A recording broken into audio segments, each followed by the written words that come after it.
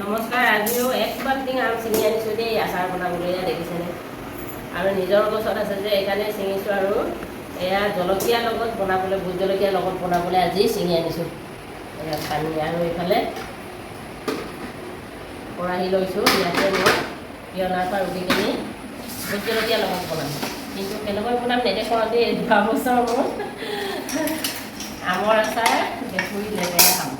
সেইকাৰণে এইবাৰ মই আমৰ আচাৰ বনাইছোঁ, কিন্তু আপোনালোকক ভিডিঅ' দিয়া নাই। মোৰ কিন্তু আমটো সুকীয়া ওলায়, অলপ যিমানটো ওলায় আৰু চুচিখিনি ভোট জলকীয়াৰ লগত বনাম। সুকীয়া চাওকচোন। আৰু এই নকৰি বাচিলে এইখিনিকে মোৰ চুচি এনেকৈ বাচি বাচি কাটি কিনি চুচিব লাগিব। আৰু ভোট জলকীয়া, সৰিয়হ আৰু আম যদি এনেকৈ চুচি কিনি আচাৰ বনাই খাই বহুত ভাল লাগে। আপোনালোকে নিশ্চয় জানিব, আজিকালি নজনা মানুহ নাই, এনেকৈ জানে। আৰু এইটো কিহৰ কাৰণে লৈছোঁ জানেনে? ইয়াৰ জোলখিনি গোটেইখিনি তাত পৰিব নহয়, এইখিনি মই সেইকাৰণে এনেকৈ দি লৈছোঁ।